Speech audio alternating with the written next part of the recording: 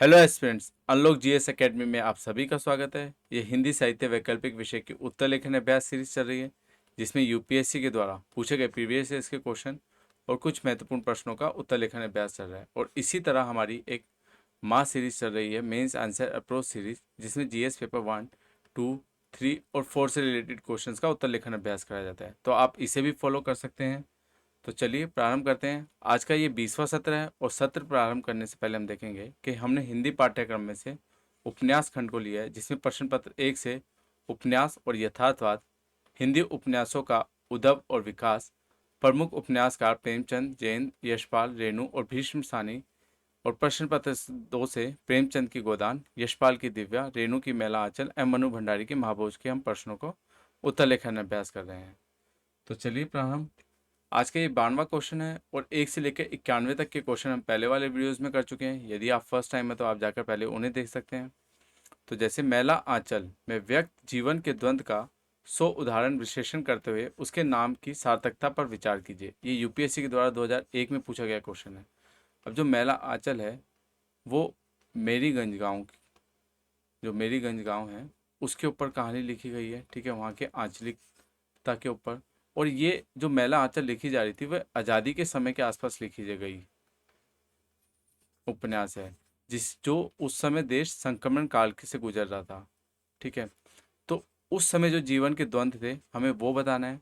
और नाम की सार्थकता, हमने नामकरण पे पहले ही एक क्वेश्चन कर लिया है, तो भाई वही सारे पॉइंट, एक दो पॉइंट हमें इसमें लिख के और इसकी सार्थकता के ऊपर हमें बताना है कि क्यों जरूर वो सही है इसका नाम। तो चलिए इसका परिचय हम देखते हैं किस तरह से प्रारंभ करेंगे। संक्रमण के दौर में समाज में द्वंद्वों का बढ़ जाना स्वाभाविक होता है। मेला आंचल की कथा वस्तु 1946-48 के दौर की है, जो भारत के संपूर्ण इतिहास का सबसे जटिल संक्रमण बिंदु है। इसलिए स्वाभाविक है कि मेला आंचल की कथा के भीतर कई प्रकार के द्वंद्व दिखाई पड़ते हैं। जैसे विभिन्न द्वंद्व जो हैं, अब इसमें हम पॉइंट बताएंगे कि आधुनिक द्वंद्व जैसे वैज्ञानिक चिंतन और रूढ़िवादी अंधविश्वास के ऊपर। ठीक है, कि इसमें क्या था कि डॉक्टर प्रशांत और बनाम ज्योति काका आप दिखा सकते हैं उदाहरण के तौर पर, जहाँ पर डॉक्टर प्रशांत बोलते हैं कि भाई जो गांव के अंदर जो गरीबी और जहालत है वो क्यों है, अशिक्षा के कारण है। ठीक है, और ज्योति काका जो है वो बोलते हैं कि नहीं, हमें तो भाई हमें जो पिछड़ापन है, ठीक है, और जो नारी के बारे में वो बोलते हैं कि नारी को लड़के से ज़्यादा नहीं मिलना चाहिए। ठीक है, और ज्योति काका की इसके ऊपर एक पंक्तियां भी हैं इसके अंदर। ठीक है, कि भाई ज्योति काका बोलते हैं कि डॉक्टर लोग ही तो रोग फैलाते हैं, सुई भोंककर देह में जहर दे जाते हैं। ठीक है, तो आप वो पंक्ति इसमें मेंशन कर सकते हैं। तो अगला इसमें कि विभिन्न जातियों के मध्य शक्ति का द्वंद्व, जैसे संथाल टोला, ब्राह्मण टोला, राजपूत टोला, ये तीनों जो टोले हैं इसमें अपनी शक्ति के लिए संघर्ष कर रहे होते हैं, और बाकी अन्य जो जातियां होती हैं वो इन तीनों टोलों में बढ़ जाती हैं अपनी सुविधा अनुसार। ठीक है, तो आप वह बता सकते हैं। अब जो राजनीतिक द्वंद्व है कि विभिन्न दलों के बीच शक्ति संघर्ष है, कि दफा 40 के जो एक प्रसंग आता है इसमें, कि जब जो कालीचरण जो खुद सोशलिस्ट है लेकिन वह दफा 40 को न्यायालय में मंजूर होने के ऊपर वह खुश होता है। क्यों? क्योंकि उस वक्त उसका जो स्वहित है वो समाज हित से ऊपर आ जाता है। ठीक है, उसमें ये पंक्तियाँ आती है कि भाई यदि ये जो रैयत है, ठीक है, कि दरखास्त अगर मंजूर हो जाती तो वह सभी लोग कांग्रेस में चले जाते। अब संघर्ष में सभी सोशलिस्ट पार्टी में ही रहेंगे। ये आप पंक्ति मेंशन कर सकते हैं। तो दलों के भीतर भी नैतिक व अनैतिक संघर्षों का द्वंद्व चल रहा है। जैसे बावन दास और दुलारचंद कापड़ा के बारे में बता सकते हैं आप कि भाई द्वंद्व क्या चल रहा है, कि ये जातिवाद और अपराध को बढ़ावा देते हैं, कि भाई शक्ति किसके पक्ष में आए, इसके लिए जातिवाद और अपराध को बढ़ावा देते हैं। ठीक है, तो ये नैतिक अनैतिक का द्वंद्व चल रहा होता है इनके मध्य। धार्मिक संस्थाओं के भीतर शक्ति का संघर्ष जो चल रहा होता है, संस्थाओं के मठ, जो मठ के ऊपर है, जो पंक्तियां हैं इसके अंदर, वो आप बता सकते हैं कि महंत जब लक्ष्मी को मठ पर लाया था तो वह एकदम अबोध थी। कहाँ वह बची, कहाँ ये 50 वर्ष का बूढ़ा गिद्ध, रोज रात में लक्ष्मी रोती थी, ऐसा रोना कि सुनकर पाथर भी पिघल जाए। ठीक है, तो आप ये पंक्तियां मेंशन कर सकते हैं। आर्थिक द्वंद्व में कि भाई जमीन और किसान और जमींदार, इन तीनों के मध्य जमीन के लिए संघर्ष होता है। तो अगला इसमें देखते हैं कि अब इसके नामकरण की सार्थकता पे बात करते हैं कि यह केवल एक उपन्यास भर नहीं है, यह हिंदी का वह भारतीय उपन्यास है, साहित्य का एक अत्यंत ही श्रेष्ठ उपन्यास है और इसका दर्जा क्लासिक रचना का है। इसकी यह शक्ति केवल इसकी आंचलिकता के कारण ही नहीं है, वरन एक ऐतिहासिक दौर के संक्रमण को आंचलिकता के परिवेश में चित्रित करने के कारण भी है।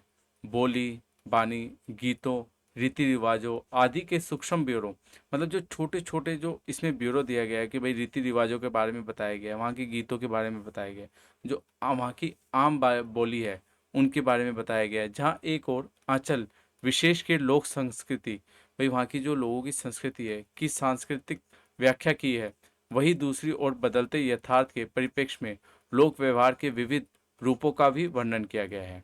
इसलिए इस जो मैला आंचल का जो नाम है उसकी सार्थकता इसलिए इम्पोर्टेंट है।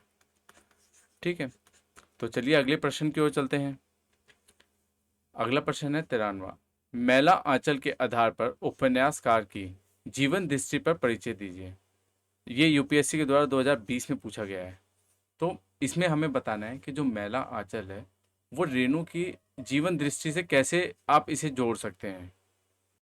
ये प्रश्न आप अपने स्तर पर लिखेंगे। इसमें मैं आपको हिंट देता हूँ कि भाई आप परिचय किस तरह से लिख सकते हैं कि भाई जो मैला आंचल है, ठीक है भाई, इसी तरह से कि एक आज़ादी के समय का उपन्यास है जो उस वक्त लिखा गया जब देश आज़ाद हो रहा था। तो इसमें हम किस तरह से देश में बदलते हालात और किस तरह से लोकतंत्र के बदलती परिस्थितियाँ, उसके बारे में आप इस तरह से परिचय देते हुए और फिर रेणु किस तरह से इस उपन्यास के माध्यम से अपनी जीवन दृष्टि उनकी बताते हैं। जैसे ग्रामीण आंचल की ओर दुनिया के लोगों को वह ध्यान दिलाना चाहते थे। ठीक है, एक ये मध्य डॉक्टर जब गांव आता है तो जाति को डॉक्टर के माध्यम से जाति संघर्ष के बारे में बता रहे होते हैं। ठीक है, किस तरह से जाति संघर्ष हो रहा होता है। ठीक है, और वह दिखाते हैं कि भाई जातियों के लिए अलग अलग स्थान होते हैं रहने के लिए, अलग अलग स्थान। ठीक इसी तरह आप इसमें कि भाई जो कांग्रेस पार्टी है और सोशलिस्ट पार्टी है जो, तो उनके मध्य किस तरह से संघर्ष चल रहा होता है। तो और जो रेणु है वो आज़ादी के समय सोशलिस्ट व्यक्ति हैं, तो वह किस तरह से गरीबी की स्थिति को किस तरह से वह वर्णन करते हैं कि भाई अंधविश्वास और जो अंधविश्वास का वह विरोध कर रहे होते हैं।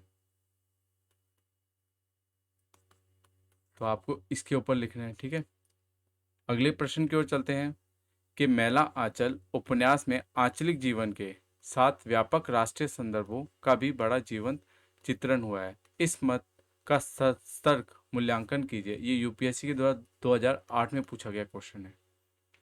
तो इसमें हमें लिखना वही है मैला आंचल के अंदर जो हमने पिछले 2 क्वेश्चन में लिखा है कि भाई जो समस्याएं हैं, ठीक है, आंचलिक समस्याएं जो हैं, ठीक है, जो गरीबी है, अंधविश्वास है, ठीक,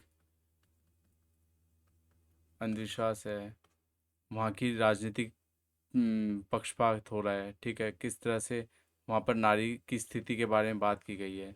तो ये सब चीज़ें हमें बताते हुए जो हमने पिछले वीडियोस में 88% किया है कि भाई ये सब एक उस मेरीगंज की नहीं है, मेरीगंज ग्रामीण क्षेत्र की नहीं है, ये समस्याएं पूरे भारतवर्ष की है आज के समय। तो इस तरह से हमें ये समस्याएं बताते हुए इस प्रश्न का हम उत्तर लेखन करेंगे। तो ये प्रश्न भी आपको अपने स्तर पर करना है। तो चलिए अगले प्रश्न की ओर चलते हैं। अगला प्रश्न 95 कि मैला आंचल की आंचलिकता उपन्यास की वस्तु स्थिति में विचलित होती है, यह स्थानीयता ही बनी रहती है, समीक्षा कीजिए। यह 2012 में पूछा गया क्वेश्चन है। तो देखते हैं इसका परिचय हम किस तरह से लिखेंगे कि आंचलिकता और स्थानीयता में जटिल संबंध होता है। स्थानीयता हर उपन्यास में उपस्थित होती है जो कथा वस्तु का भूगोलिक संदर्भ पाठक के समक्ष स्पष्ट करती है। यदि लेखक सिर्फ समस्याओं को केंद्र में रखना चाहता है तो स्थानीयता का अतिक्रमण करने का प्रयास करता है। भूगोल संबंधी जानकारी न्यूनतम रखता है। इसके विपरीत आंचलिक उपन्यासकार अपने आंचल को ही कथा वस्तु बनाता है और संपूर्ण रचना में अपने आंचल की केंद्रीयता बनाए रखता है। तो इसके अंदर अगला कि मैला आंचल हिंदी का सर्वश्रेष्ठ आंचलिक उपन्यास है, किंतु रोचक स्थिति यह है कि प्राय आंचलिकता हावी रहने के बावजूद इसकी आंचलिकता वस्तु स्थितियों के चित्रण में विचलित व विगलित हो जाती है। भाई किस तरह से वह विचलित हो जाती है और किस तरह से घुल जाती है, तो देखते हैं इसमें कुछ ऐसे संदर्भ हैं जहाँ आंचलिकता बनी रहती है। पहला कि भूगोलिक संदर्भ में मेरीगंज के बारे में बताता है ऐसा ही एक गांव है मेरीगंज, रोहतक स्टेशन से पार करके जाना होता है। ये पंक्तियां हैं, ये आप उत्तर में अपने लिखेंगे। जैसे अगला भीतरी भूगोल का वर्णन करता है कि मेरीगंज का एक बड़ा गांव है, बारह बरन के लोग रहते हैं, कि भाई हर तरह के वहाँ पर लोग रहते हैं। गांव के पूरब एक धारा है जिसे कमला नदी कहते हैं। बरसात में कमला भर जाती है, बाकी मौसम में बड़े बड़े गड्ढों में पानी जमा रहता है। तो इसमें अगला देखते हैं कि समस्याओं और वस्तु स्थितियों के अंकन में प्राय आंचलिकता विचलित होती है। कैसे कि आर्थिक जीवन, जैसे डॉक्टर ने रोगों की जड़ पकड़ ली है, गरीबी और जहालत इस रोग के दो कीटाणु हैं। कि ये जो समस्या है विचलित कैसे हो रही है, कि समस्या आंचलिकता, कि ये समस्या उस केवल मेरीगंज गांव की नहीं है, ये समस्या पूरे भारतवर्ष की है। उसने देखा है गरीबी, गंदगी और जहालत से भरी हुई दुनिया में भी सुंदरता जन्म लेती है। राजनीतिक पक्ष अगला कि मैला आंचल का कालखंड वहां से आरंभ होता है जब आज़ादी मिलने वाली थी। भारत में लोकतांत्रिक शुरुआती किस्म किस प्रकार का था। अगला कि जमींदारी प्रथा खत्म हो जाएगी तब ये कांग्रेसी जमींदारी लोग क्या करेंगे। अगला सामाजिक जीवन की, कि भाई जाति व्यवस्था, नारी का स्थान और धार्मिक विकृतियों, कि भाई जाति व्यवस्था के बारे में बताएंगे किस तरह से कालीचरण जो है, ठीक, जाति व्यवस्था की बात कर रहे होते हैं। नारी का स्थान के जोतकी काका जो है, ठीक, उन्होंने किस तरह से नारी को भाई एक कम दर्जा दिया गया है इसमें, ठीक। धार्मिक विकृतियाँ बताएंगे। ये सब बताते हुए आप इसके अंदर बताएंगे कि किस तरह से सामाजिक जीवन के अंदर ये लोगों के लिए स्थानीयता की बात नहीं, ये पूरे भारतवर्ष की बात रही है, ठीक है। तो क्योंकि ये समस्याएं मेरीगंज के साथ साथ पूरे देश की है, इन सबके द्वारा लेखक ने मेरीगंज की आंचलिकता परिवेश का प्रतिनिधित्व करने में सफलता हासिल की है, जो सुप्त व्यवस्था से धीरे धीरे जागृत होकर नागरिक जीवन की सक्रियता को आत्मसात करने का प्रयत्न कर रहा हो। यह भी कि वैसे इस कृति के प्रत्येक चरित्र में उसके निजीपन की प्रतिष्ठा हुई है। परिणामतः परिवेश प्रमुख हो जाता है और मुख्यतः कृति का कथ्य आंचलिकता के निरूपण को प्राथमिकता देता सा दिखने लगता है। आंचलिक कृति के रूप में मैला आंचल की यह बड़ी उपलब्धि है। तो ये इस तरह से हम बताएंगे कि भाई ये स्थानीयता और आंचलिकता दोनों का मिश्रण करते हुए बताया गया है। अगले प्रश्न की ओर चलते हैं। रेणु पाठक को छपे हुए श्रेष्ठों की सुरक्षित दुनिया से बाहर खींचते हैं और मौखिक परंपरा में प्रवेश कराते हैं। मैला आंचल के संदर्भ में इस वक्तव्य का विवेचन कीजिए। ये 2013 में पूछा गया यूपीएससी के क्वेश्चन है, 2013 में।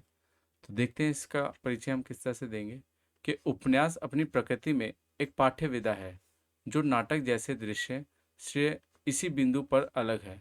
अपने उदय के समय से ही उपन्यास शिक्षित शहरी मध्य वर्ग की विधा माना जाता रहा है। इस वर्ग की भाषा में अनुशासन, मर्यादा और संस्कारों का होना स्वाभाविक है और यह तेवर मैला आंचल से पहले के किसी भी हिंदी उपन्यास में देखा जा सकता है। रेणु की खासियत यह है कि उन्होंने मैला आंचल के बहाने उपन्यास विधा के स्वभाव को ही बदल दिया है। कि अगला कि साहित्य की भाषा वह ही होगी जो बोलचाल की भाषा है, ठीक है, कि आम भाषा की बात की गई है। कि हम देखेंगे कि मैला आंचल के अंदर किस तरह से स्थानीय भाषा का प्रयोग हुआ है, कि लाइब्रेरी को लाइब्रेरी को लाइब्रेरी नहीं बोल के पार्टी रायबरेली बोलते हैं। ठीक है, तो किस तरह से लोकल स्थानीय भाषा का प्रयोग किया गया है। संगीतात्मक गीत, नृत्य, जाट जाटनी के खेलों आदि के प्रसंगों में ऐसी ही शैली दिखती है। याद जो आवे है थोड़ी सूरतिया से शाले करजेवा में तीर जी। भाई दिल के अंदर तीर चला दिया। तो ये पंक्तियाँ आप लिख सकते हैं। मैला आंचल में शब्दों में निहित ध्यानात्मकता और नादात्मक क्षमता का प्रयोग तो मानो सामान्य बोलचाल के लिए ही हुआ है।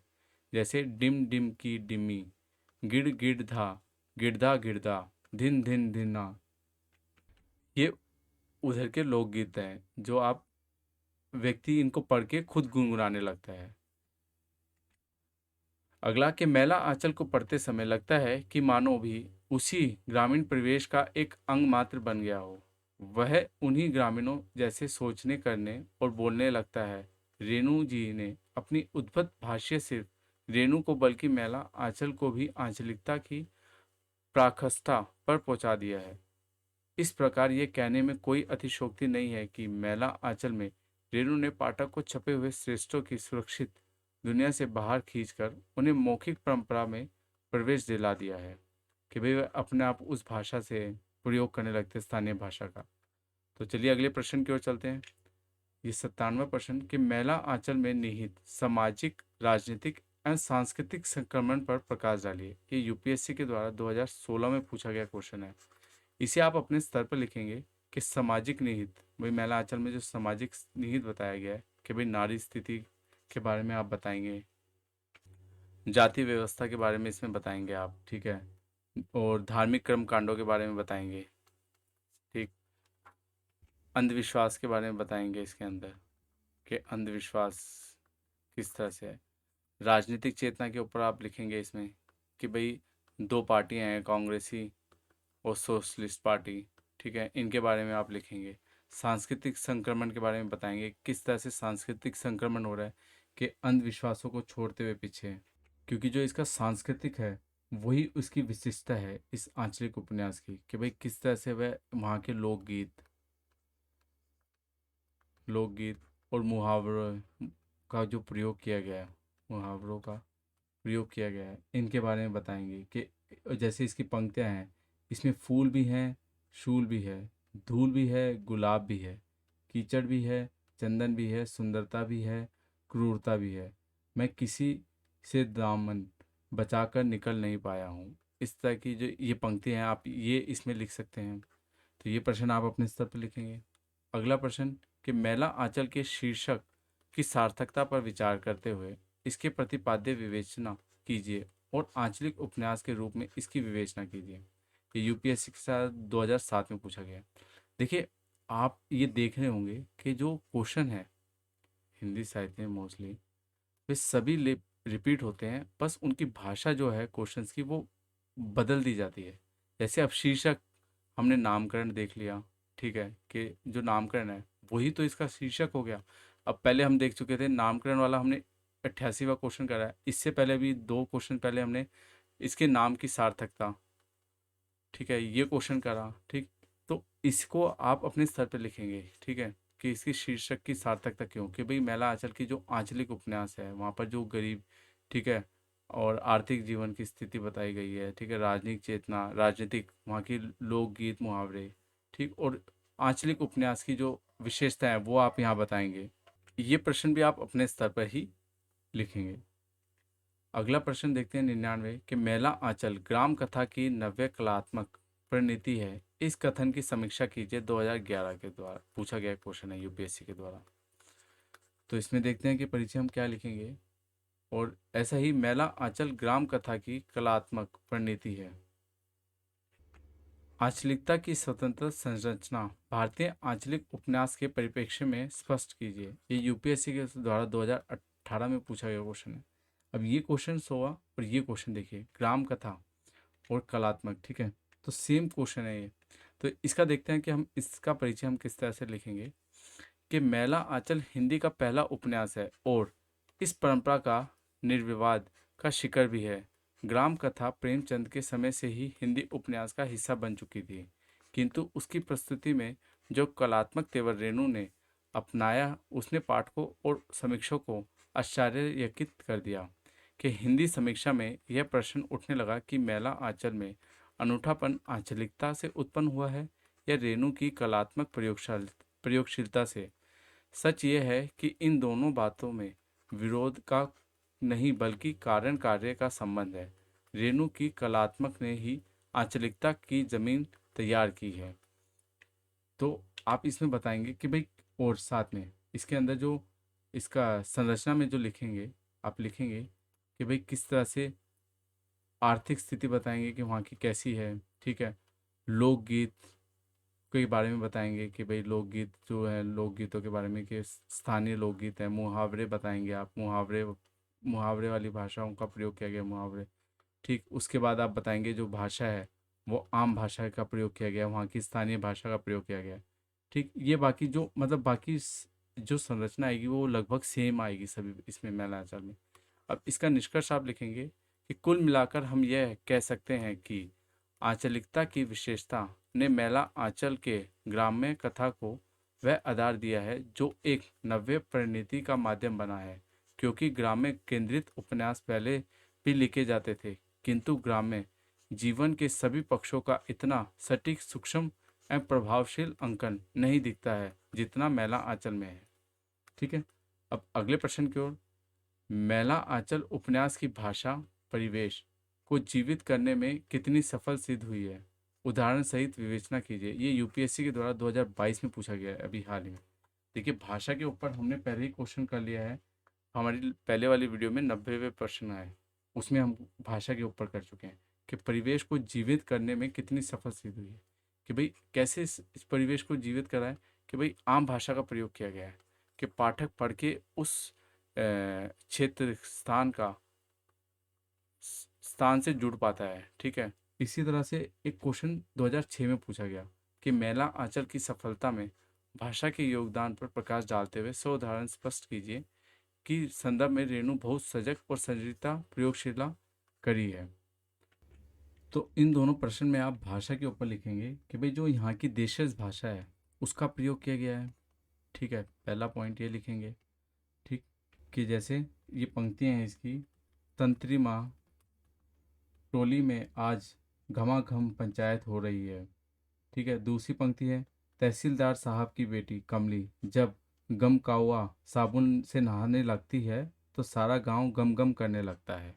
तो ये पंक्ति आप बता सकते हैं कि देशज भाषा का प्रयोग किया गया है, ठीक है। उसके बाद जो अंग्रेजी शब्द हैं वो वहाँ की स्थानीय भाषा में प्रयोग किया गया है। जैसे जो लाइब्रेरी है, लाइब्रेरी का प्रयोग रायब्रेली के ऊपर किया जाता है, नाम बोला जाता है वहाँ पर, ठीक है, लाइब्रेरी को। वाइस चेयरमैन को बोला जाता है भैंस चेयरमैन, ठीक है। इसी तरह से प्रोग्राम को पुलोग्राम बोला जाता है।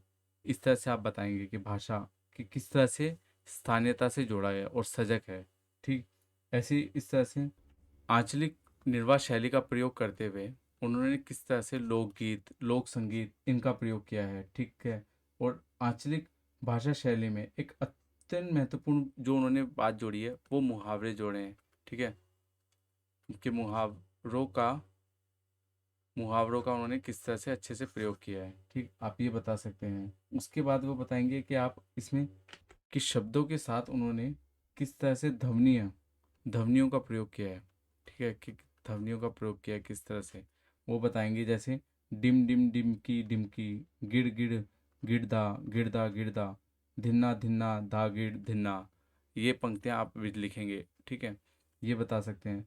तो इस तरह से भाषा वाला क्वेश्चन हम पहले 88 तो उसमें कर चुके हैं, तो आप वो क्वेश्चन पे जाके देख सकते हैं।